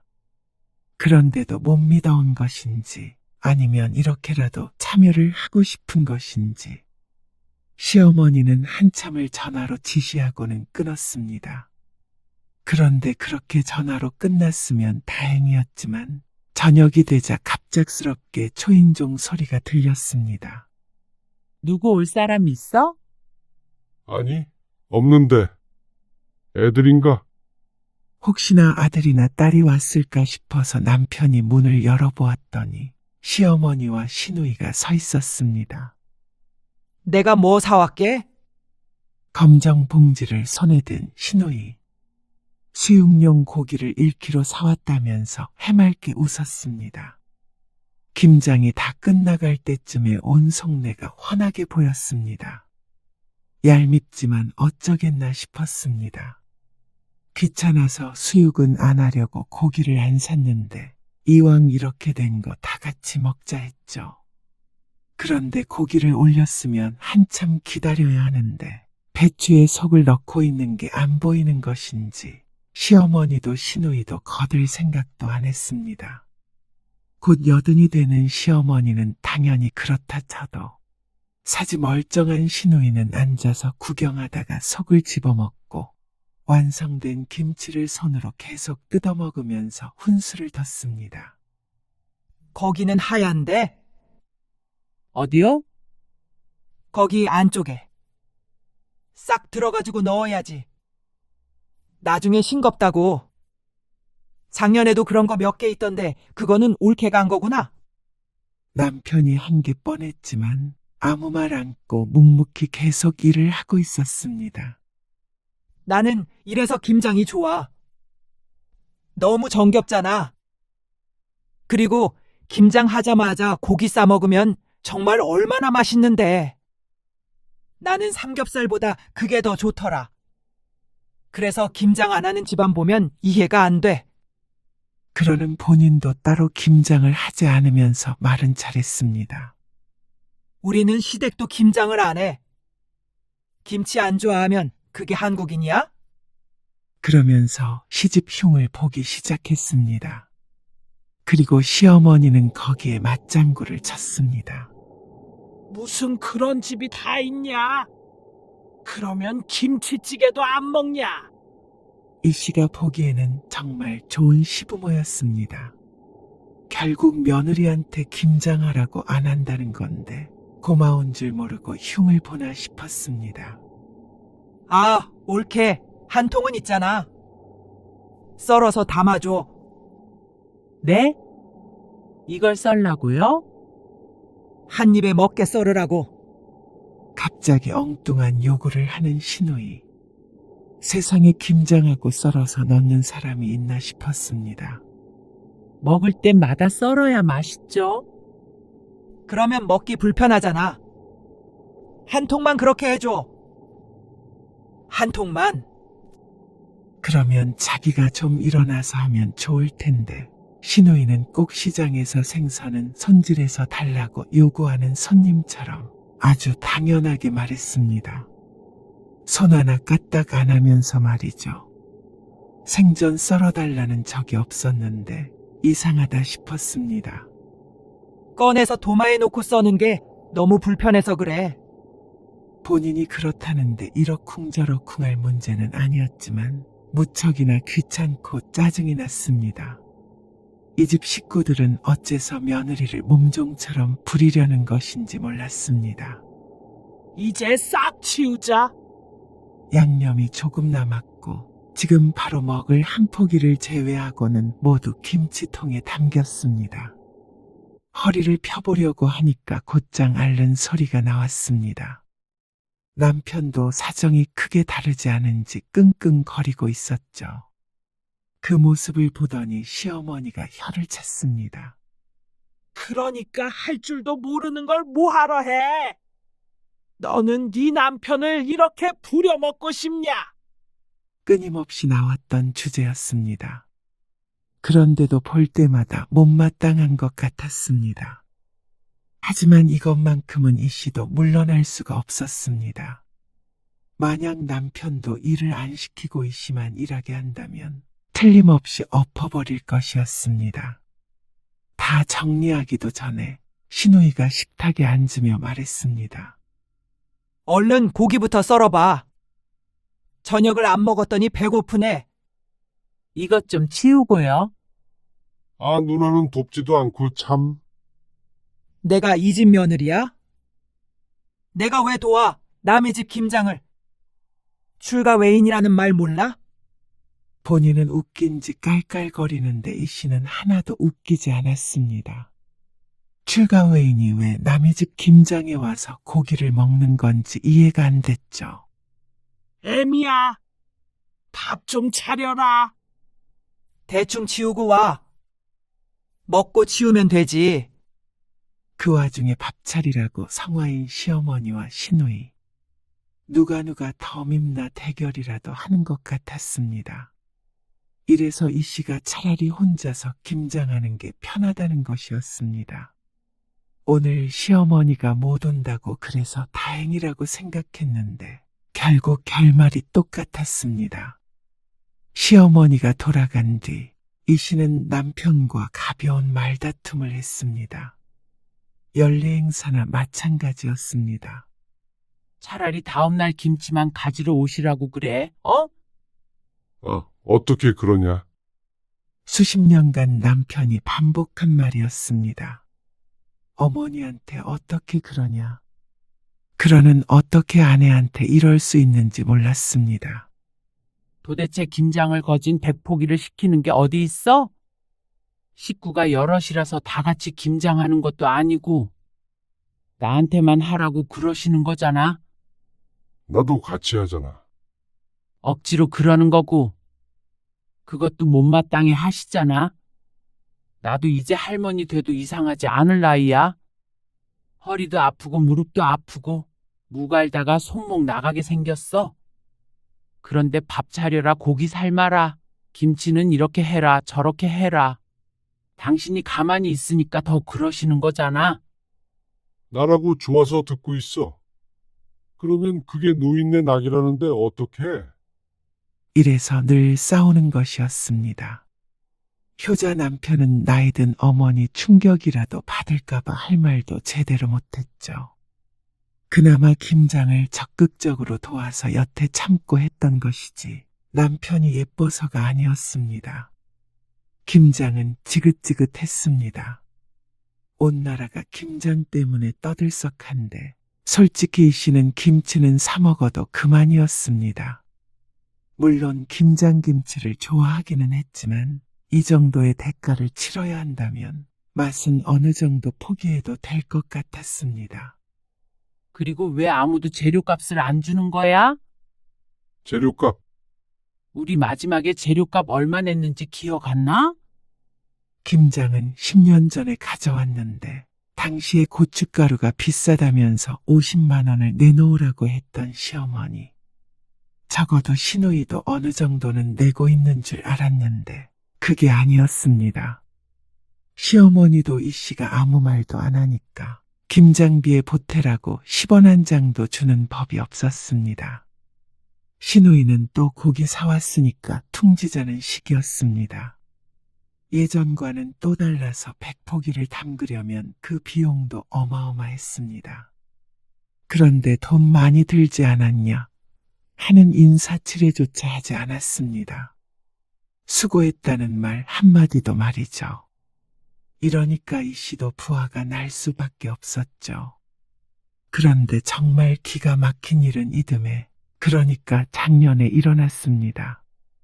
이 씨는 추석이 지나고 한 달쯤 돼서 수술을 했습니다. 자궁근종을 제거하는 수술이었는데 그 때문에 5일 동안 입원해 있었습니다.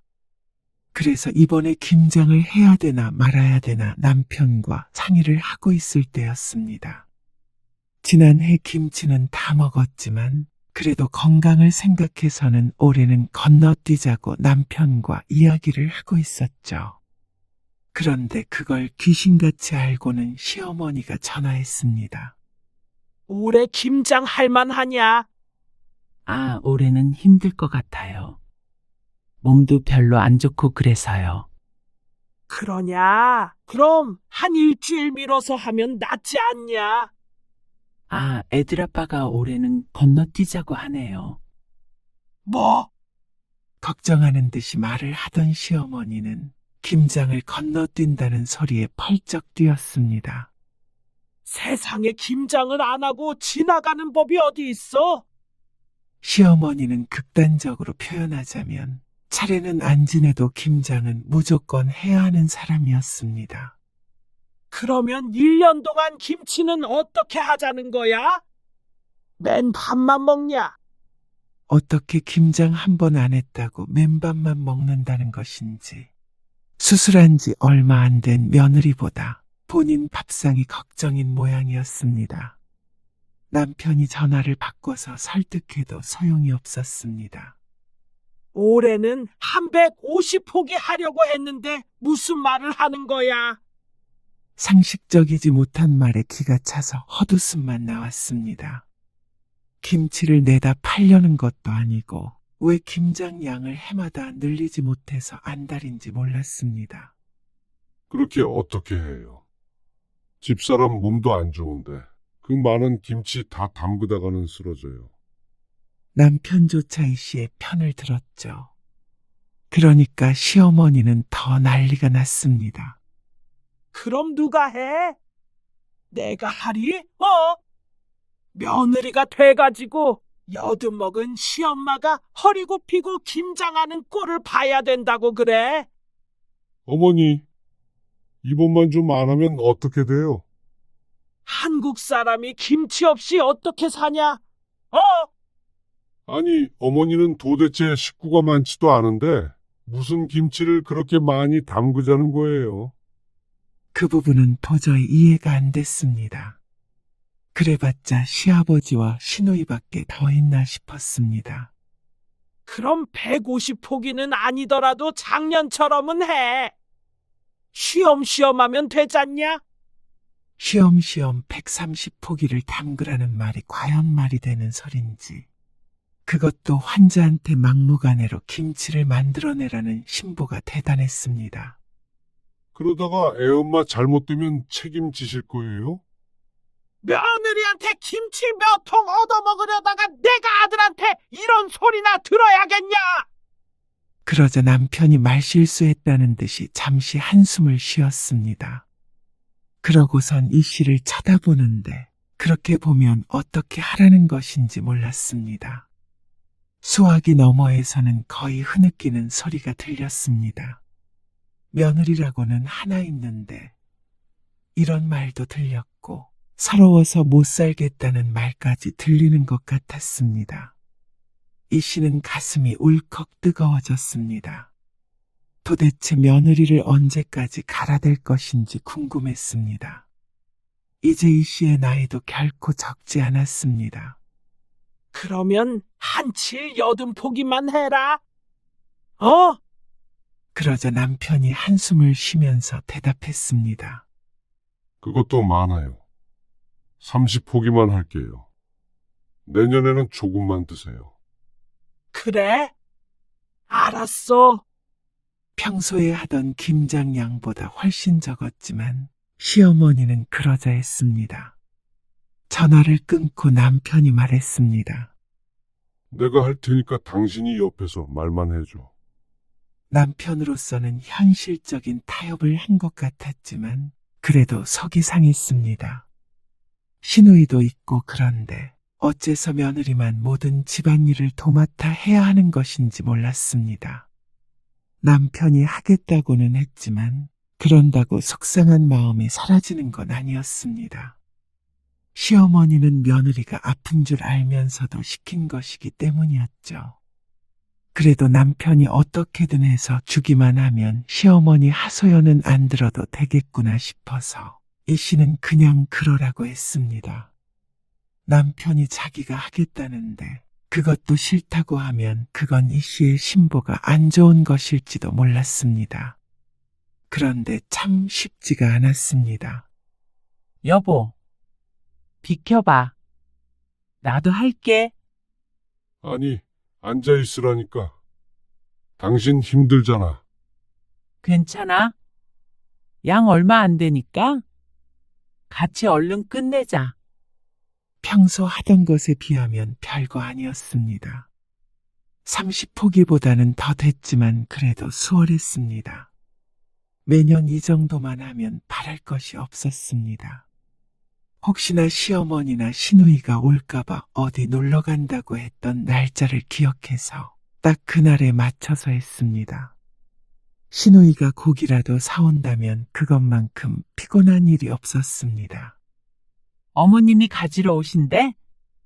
내일 오전에 누나랑 들른대. 내일 오전에? 우리 없잖아. 말했더니 꺼내두면 가지고 간다고 그러시네.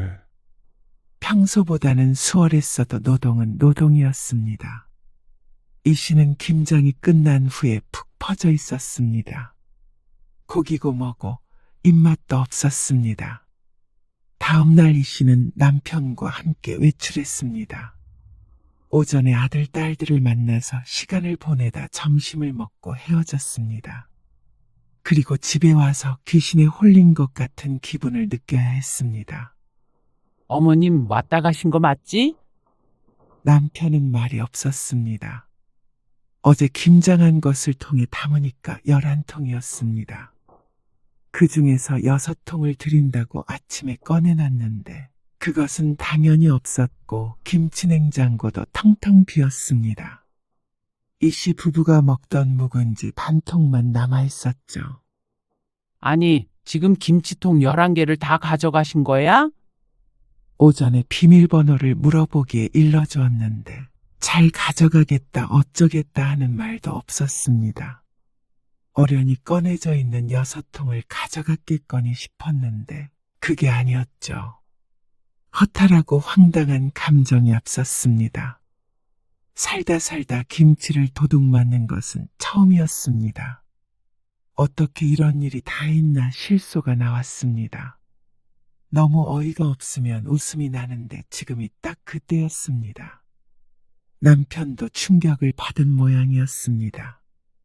어제 저녁 늦게까지 김장하고 치우느라 고생을 많이 했는데 그걸 전부 홀랑 가져가 버릴 줄은 남편도 상상도 못했겠죠.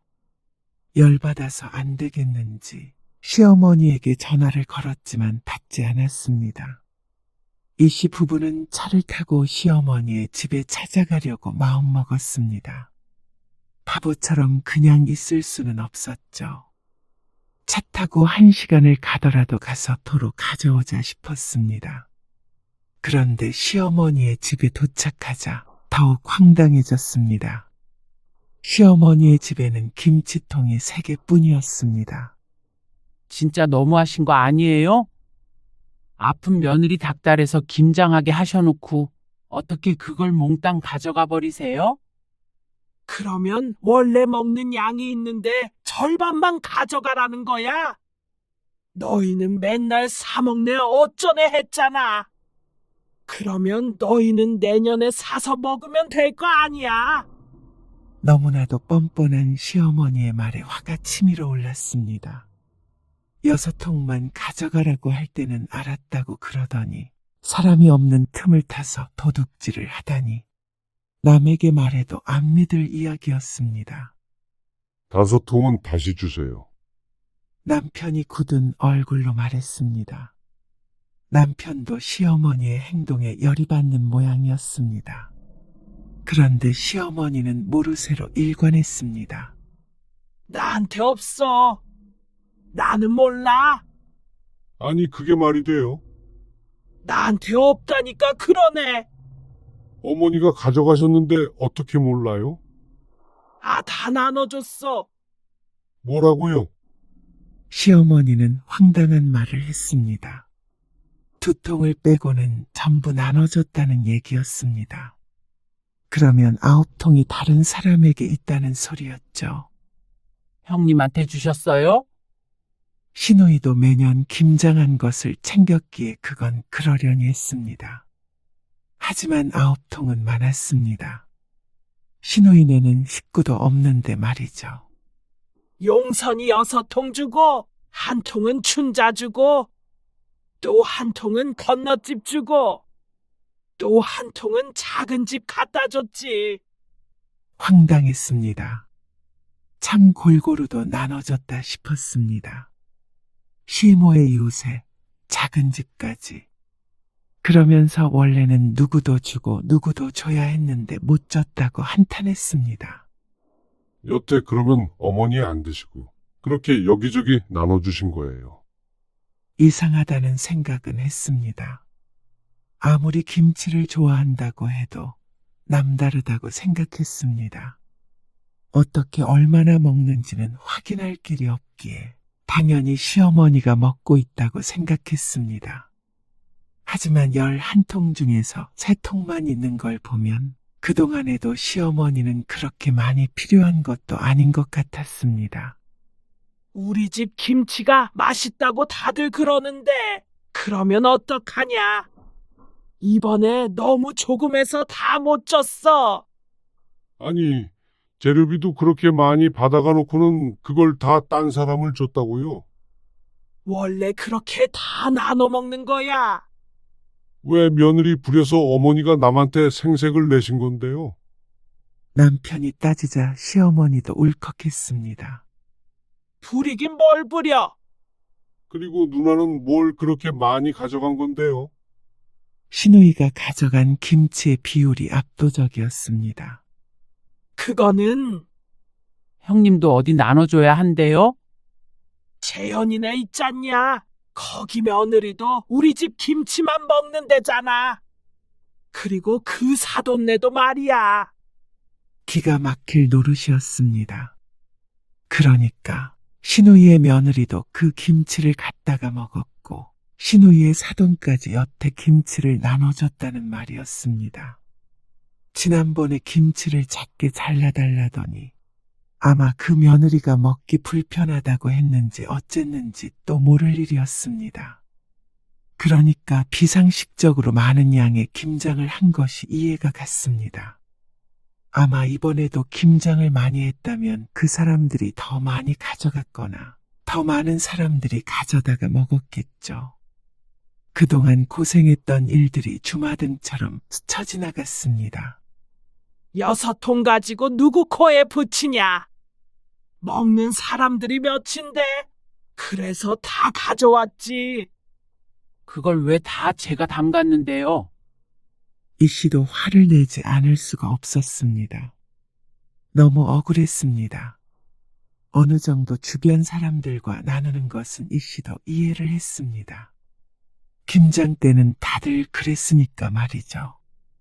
그런데 이건 너무했습니다. 정작 시어머니가 먹는 양은 얼마 되지도 않았던 것이었죠. 이 씨는 더 이상 참을 수 없었습니다.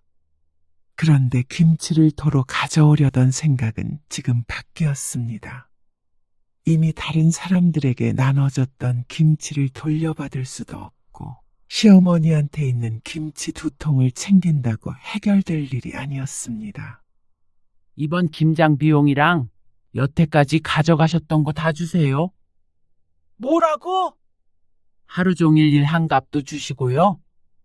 제가 담근 김치 어머님한테 팔았다고 생각할게요. 그게 말이나 되냐? 어떤 시엄마가 며느리한테 김치를 사서 먹어? 저도 예전에 어머님한테 50만 원씩 드렸잖아요. 저는 와서 일도 했는데요. 내가 그 돈을 왜 주냐? 김치 좀 담가줬다고 돈을 달라고 그래. 말도 안 되는 소리를 하고 있어. 말이 왜 안 돼요? 저희는 할 일이 없어서 일한 줄 아세요. 그리고 애엄마 아픈 거 뻔히 아시면서 왜 이렇게 심술을 부리세요? 뭐? 심술? 안 주시면 김치 도로 받아올 거예요. 이거 2통 가져가라. 살다 줬던 김치 뺏어가는 놈들은 처음이다. 그러면 다른 사람들한테 간 김치도 받아와도 되는 거죠? 이 씨는 휴대폰을 들었습니다. 그리고 신우이한테 전화를 걸었죠. 형님, 김치 6통 가져가셨죠? 잠시 뜸을 들이다가 신우이가 말했습니다. 응. 왜? 엄마가 그래? 그거? 제가 수술하고 몸 안 좋은데 담근 김치인 건 아시죠? 근데 그거 다 들고 가셨더라고요. 아, 그거는 미안해. 내가 워낙 김치를 좋아하잖아. 재현이네 김치 줬고 사돈도 줬다고 했나요? 그럼 재현이한테는 제가 전화할게요. 돌려달라고. 그리고 재현이 장모님 번호도 제가 받아야 해요? 아니면 알려주실래요? 그러자 신우이가 당황했습니다. 아니, 나는 엄마가 가져가라길래. 내 몫은 줄게. 애들 준 것까지 어떻게 뺏어? 전부 다 돌려주시거나 50만 원 주세요.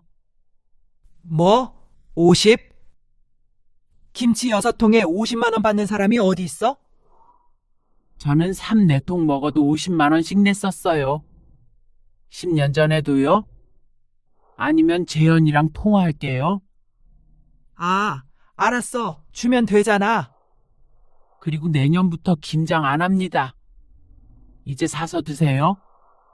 그렇게 전화를 끊으니까 시어머니가 폭발 직전의 표정을 하고 있었습니다. 너 이게 뭐 하는 짓이야? 내년부터는 저희 먹을 거만 할 거예요. 어머님도 드시고 싶으시면 형님이랑 같이 담그시던가 사서 드세요. 참고로 제 김치는 한 통에 10만 원이에요. 그러자 시어머니는 이 씨에게 삿대질을 했습니다. 시엄마한테 눈을 동그랗게 뜨고 그런 말을 해. 내가 이러고도 살아야 하냐? 어머니, 이번에는 정말 어머니가 너무하셨어요. 평소 같았으면 이쯤에서 부모에게 젖었을 남편은 이번 일도 충격이 큰 듯 했습니다. 남편마저도 이 씨의 편을 들자 시어머니가 자리에 주저앉았습니다. 김치 좀 가져갔다고 사람을 이렇게 대할 수가 있냐? 어머님, 그동안 제가 한 김치 다 합치면 작은 김치 공장 하나는 차려도 돼요? 제가 손목 나가고 허리 나가면서 담근 김치로 어머님 체면 세우는 거 그만하세요. 올해 김치는 그냥 드세요. 대신 이게 마지막이에요. 시어머니한테까지 그 돈을 다 받고 싶었지만 나이든 시부모에게 너무 가혹한 것 같았습니다. 하지만 이 씨가 시어머니에게 할 수 있는 최고의 복수는 바로 이것이었습니다. 그토록 좋아하는 김치를 더 이상 주지 않는 것이죠. 누가 김치 안 주면 못 산다냐? 주지 말아라. 여우 같은 것. 시애미가 나이 드니까 이때다 싶지? 이렇게 날 무시하고도 네가 사람이야? 심보를 못되게 먹으니까 병이 나는 거야. 나쁜 년. 다신 찾아오지 마. 못된 심보 때문에 아파서 수술한 거라는 말에 이 씨도 놀라서 쳐다보았습니다. 아무리 화가 나도 어떻게 그런 말을 할 수가 있는지 굳어있는 이씨 옆을 남편이 지나쳤습니다. 이것도 그냥 드시지 마세요. 남편이 차갑게 말한 후에 김치통을 열어냅다 마당에 던져버렸습니다. 그러자 마당에 빨간 국물이 흘러내렸죠. 너! 이게 무슨 짓이야? 그리고 그렇게 말씀하셔도 다시 올 일 없어요. 시어머니는 악을 쓰면서 화를 냈습니다. 남편도 그 모습을 보더니 질린다는 듯 고개를 절레절레 흔들었습니다.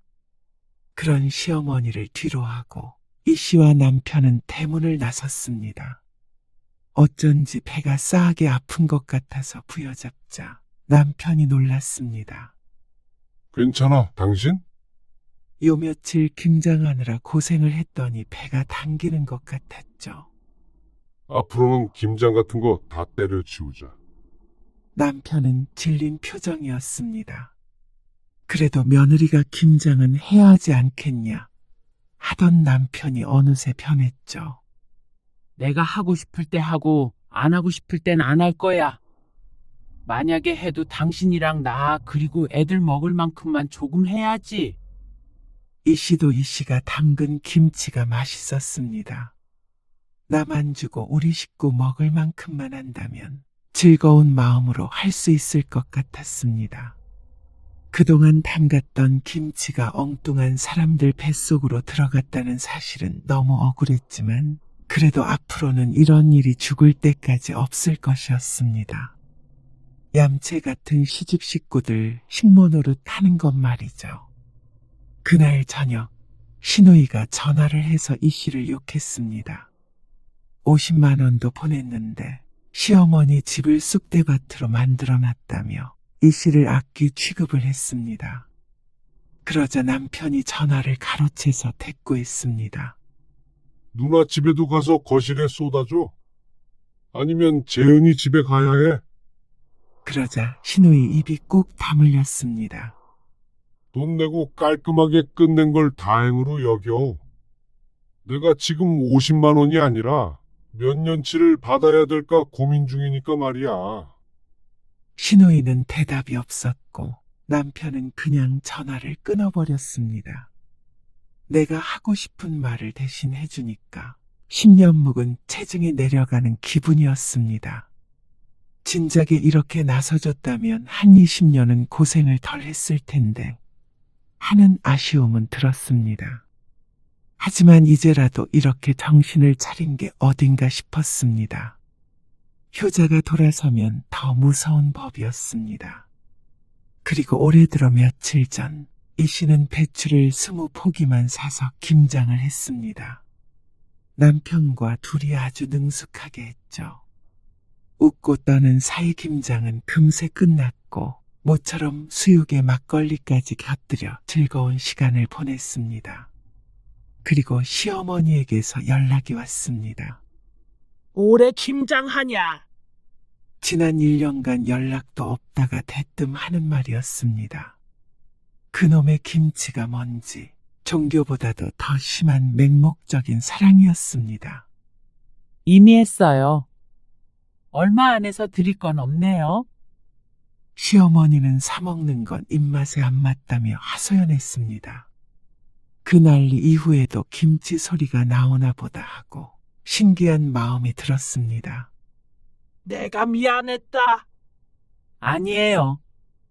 앞으로는 그런 일 없을 텐데요. 뭘?